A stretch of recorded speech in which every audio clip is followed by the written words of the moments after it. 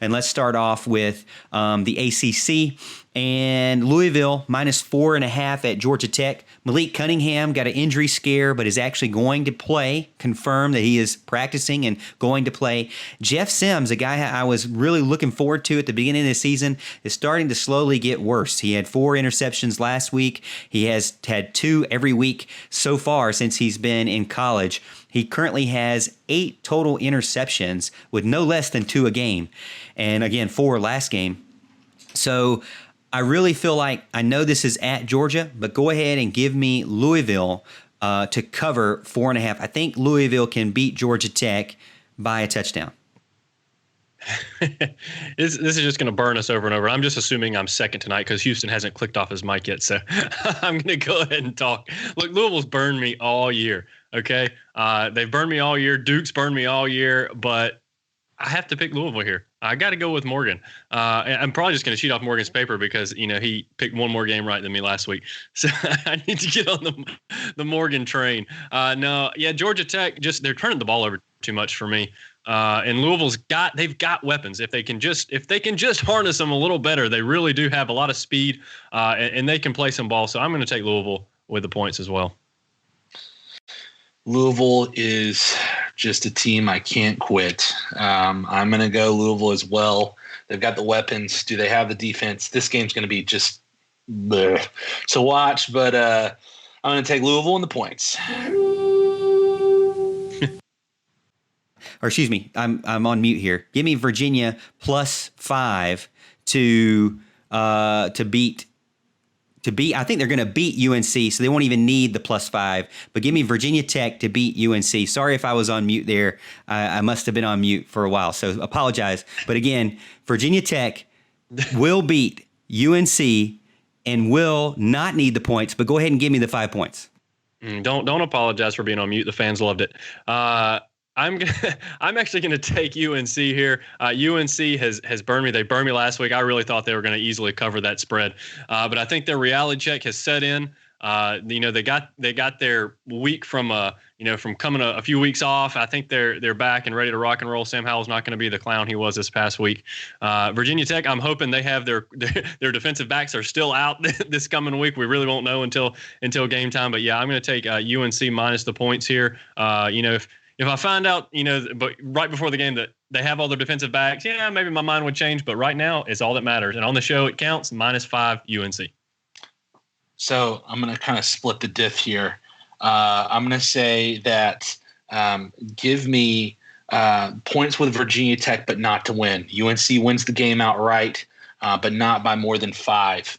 I'm going to say it's a closer game. It's going to be the same old we've seen from UNC, sluggish, barely getting through, but able to kind of prevail. Something along the lines of like 31-28.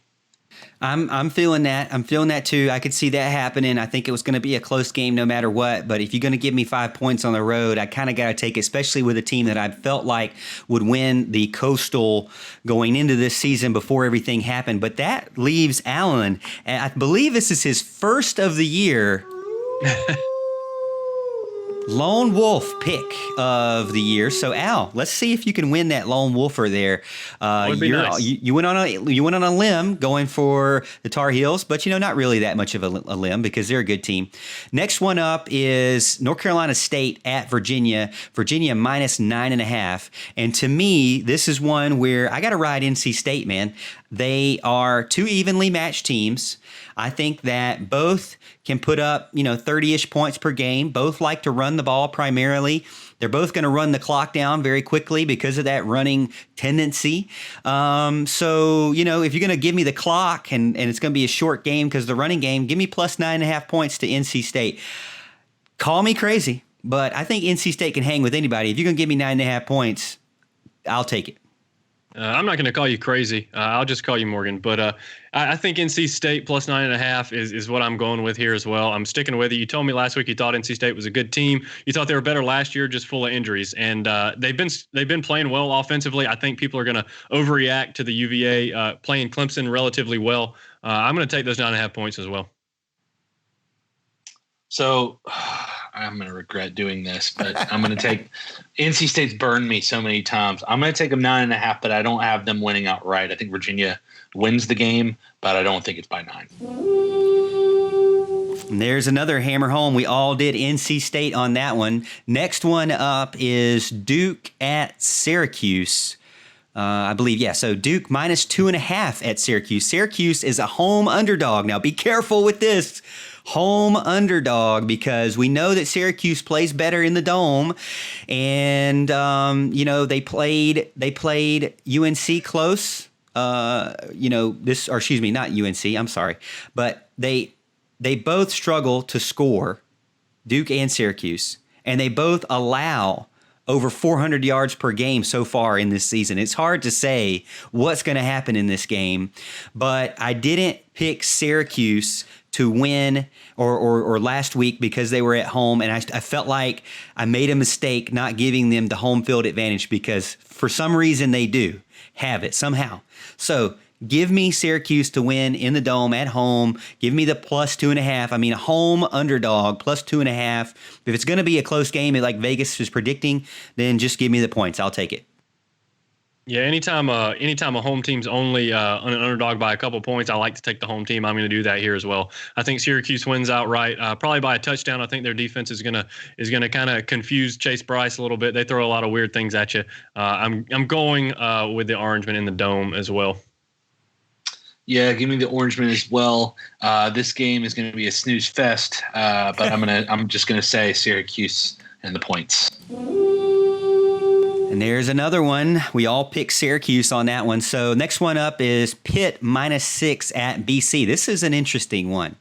Another home underdog. So we got two home underdogs back to back in the ACC.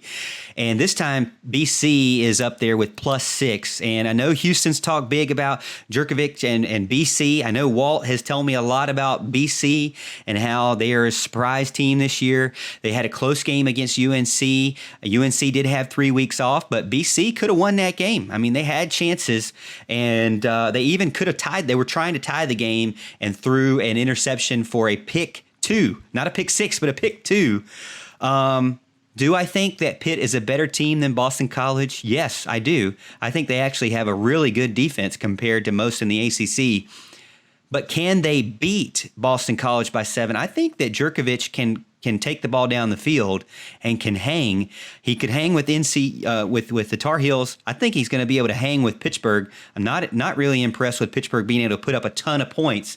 So if it's a low-scoring affair, I think that is in favor of BC. Again, another home dog by almost a touchdown. So go ahead and give me BC plus 6. Yeah, Pittsburgh is kind of dead to me after this last week's performance. I really thought they were going to cover, and they've kind of been up and down as well. But BC's kind of been the same way, but they've been a lot more solid than people thought. And I wouldn't be surprised if BC won this game outright. But yeah, I'm taking the Eagles too. Yep, Pitt stinks. BC's a salty bunch. Give me the Eagles at home. And that's another one. Let me just write that down, man. I mean, this is another, group think is starting to happen big time with us. Last week we picked a lot of teams where we were on the same page, and we ended up, Allen was 4-7. Me and Houston were 5-6, but so we'll see. It is what it is, I guess. We may be all wrong at the same time, but maybe not every week. That last one up for the ACC, because we've already talked about Clemson, but that is Florida State at number 5, Notre Dame. Notre Dame right now is minus 21. You guys know that Notre Dame, by this weekend, it'll be almost a month since they've played a game, fellas. I mean, they haven't. Their last game was September 19th. Okay, what did you have for lunch and dinner on September 19th? You don't even remember because it was freaking 4 weeks ago. Okay, so they haven't played a game in forever, and that kind of scares me. That really does. If they were playing anybody else, it would scare me more than it does. But Florida State was losing to Jacksonville State. Florida State is still trying to figure out a quarterback. I can't say I know anything about Jordan Travis other than he brought him back from basically closing the program down. I don't know. But a new quarterback does not fix the biggest problem. 420 yards per game given up and 30 points per game given up. Oh, by the way, 97% of the public is picking Notre Dame, so give me Notre Dame. Look, this is kind of an interesting pick. The fact that FSU got it together in the second half, this last game, really wants to make you think: are they going to stick with this new quarterback? Are they going to go back to Blackman? What are they going to do here? And Notre Dame's been off, like you said. I mean, that's a lot of scary things to take into consideration. On the surface, this looks like a 40-point cover for Notre Dame, but gosh, I just look like an absolute fool if I pick Florida State here. And honestly, I really want to, but I'm going to take Notre Dame in the points just because, again, I would be laughed out of the building if I took Florida State right now the way they're playing. I would laugh you out of the building. Don't worry about that. Look, Notre Dame could have been off for 2 years. They're going to steamroll Florida State. Florida State stinks out loud. They're terrible. It's going to be like watching a Yugo drive straight at a freight train. Notre Dame's going to win this by 35. Woo, man, salty there for Florida State. What did Florida State do to you? Oh, well, we know. You don't have to tell us. Many years. So I know chat's going to ask this. I haven't even looked. Of the ACC matchups, before we go to the top of the weekend, the top 5 of the weekend, any of those teams that you're most confident with? Hard to say. We hammered home Clemson, Louisville, NC State, Syracuse, Boston College, and Notre Dame. I'd almost say Boston College, really, for me, just because they're at home. I know that they, they're leaving that Tar Heel game with a positive feeling, I feel like. And so giving them 6 points, and then the fact that Pittsburgh's just not going to just like destroy anybody. I feel like that BC matchup, low scoring affair, and is one I'm most comfortable with. Yeah, I got to agree. I want whoever it is out there to know I'm not comfortable with any of them this week. Like I said, I fought a lot with these picks, but I am the most comfortable, I would say, with the BC on this one too. So I'm going to go with Morgan here. Honestly, the most confident I'm with is Notre Dame rolling over Florida State. Yeah. All the rest of them, it's basically like trying to herd a bunch of cats when you're picking the ACC. Yeah. So I feel like Florida State and Notre Dame are the only surefire bet on that one. And so I don't know if I missed this, but your thoughts on the fact they haven't played since the 19th? Doesn't matter. They could not play for 25 years. They're still going to win that game by a lot. Okay. All right. So let's get over to the picks of the week. Best games of the week are the ones that I picked, and it's really all SEC teams except for one.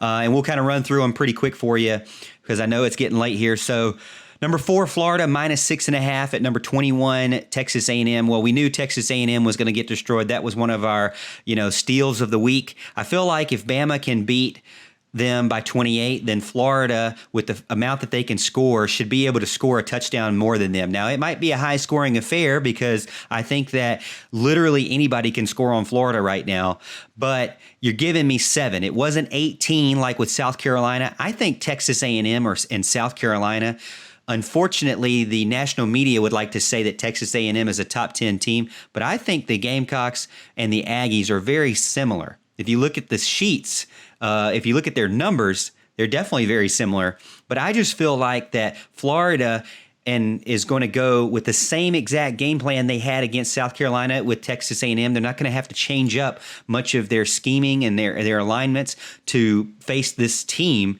And this is a team that's also struggles with secondary and linebackers.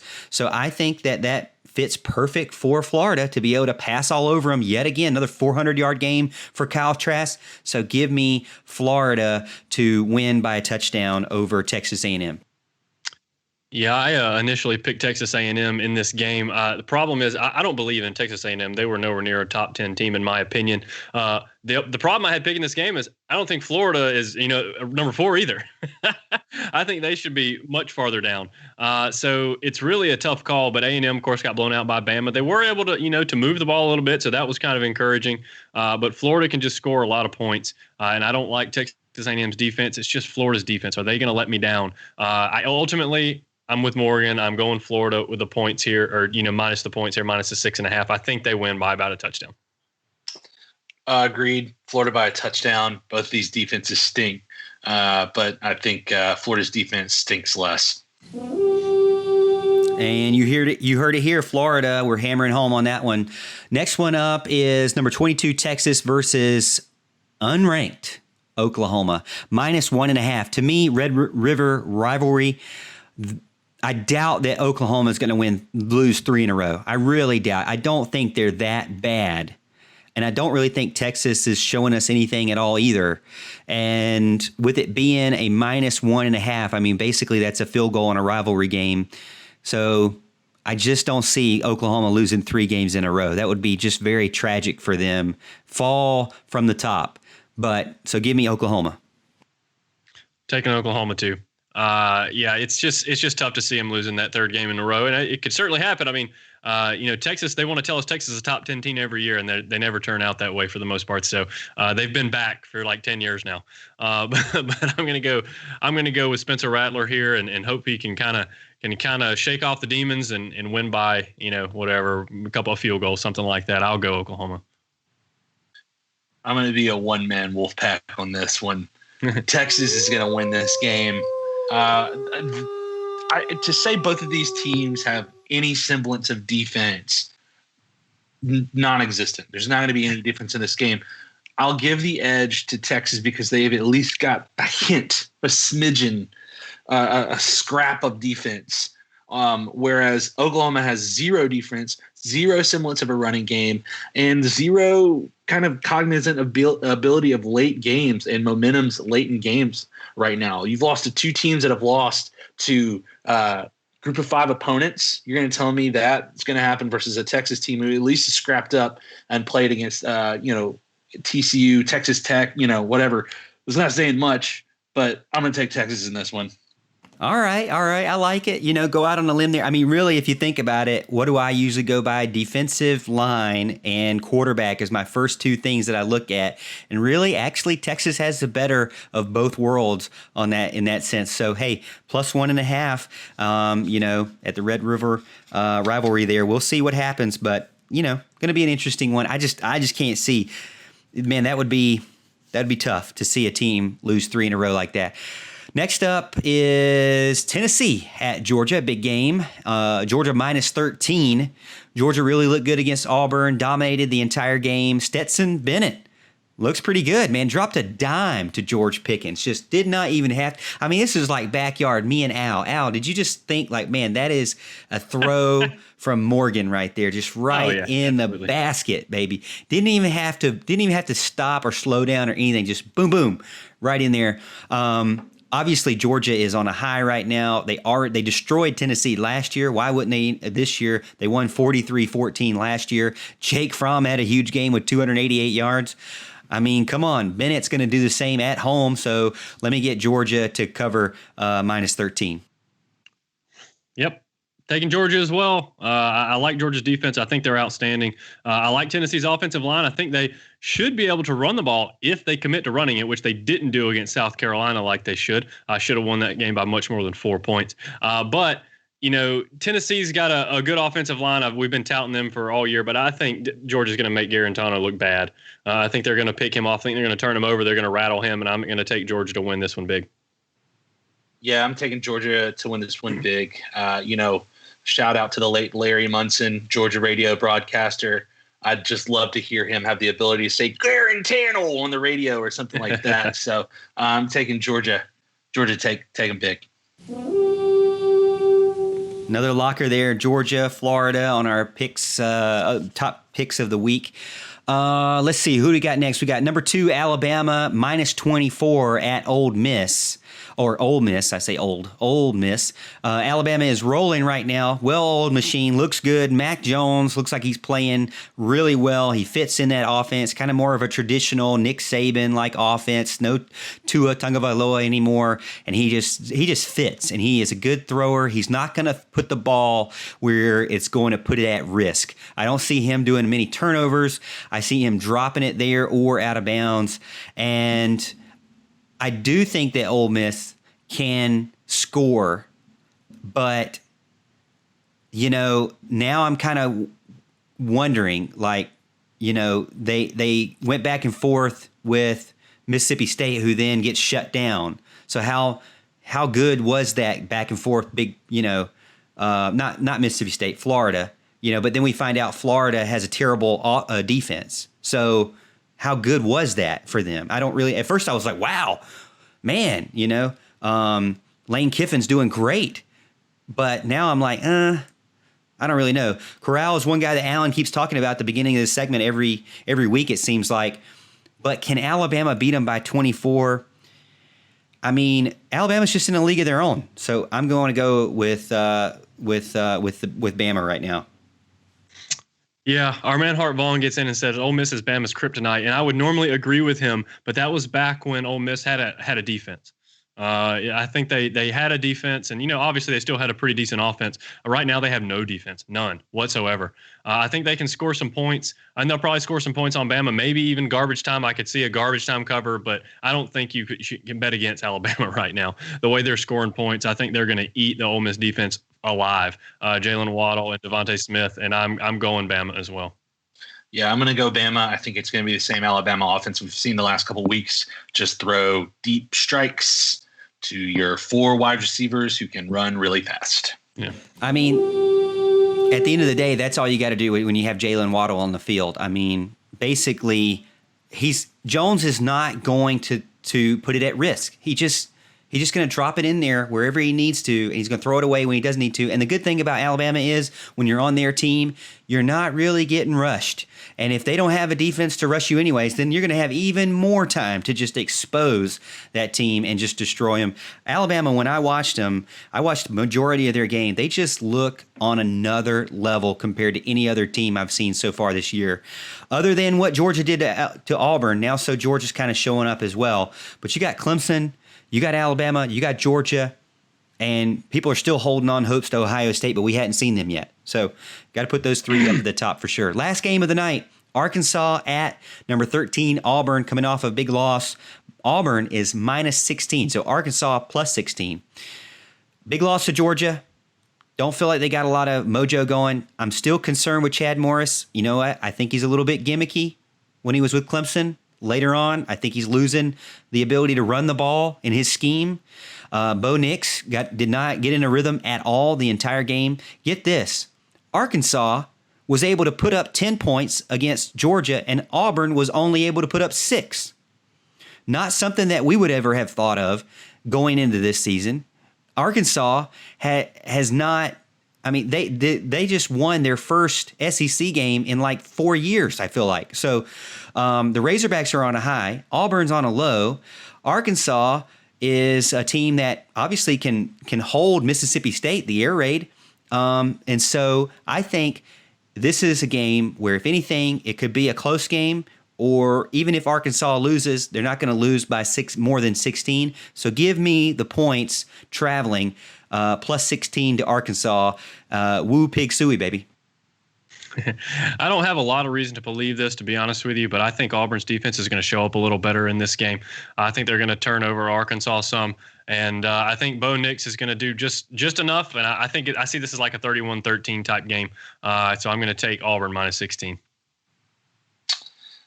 I'm going to say that Auburn wins this game, but not by 16. I think it's going to be ugly. It's going to be like watching 2 offenses that don't know what they're doing. This game's going to look like 14-6 to me, something like that. It's just going to be ugly, slow, something like that. Auburn wins but doesn't cover. I feel really smart when I'm with Houston, because once he's done that, I go again. So I can be like, yeah, Houston, you're right. You are exactly right. Because when Houston goes against me, then I have to explain why he's wrong. And usually he's not wrong. But no. What I will say is we've got Allen now with another. Woo. Well, you know what, Al? We got to get the NWO Wolfpack song. Dude, my favorite. Too sweet. Hey, yeah. Come on, Al. Absolutely. Come on. Absolutely. Come on. Now, that's for the NWO. All right, that's for the NWO. And by the way, just because I'm feeling good about it, I'm pulling it up on YouTube. Alan always tells me, you got to pull this stuff up on YouTube. It's one of my favorite songs. It's great. Wolfpack with no crowd noise. Very rare, okay? Let's do this.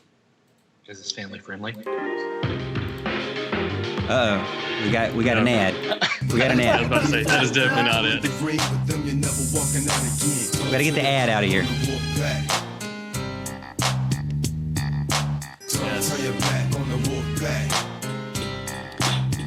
Al with his Wolfpack picks, being a double Wolfpack tonight. We'll see what you can do. Now, hey, Al, that's how I got out ahead. You know, I'm 2 games ahead of you, and it's because of my Wolfpack picks, man.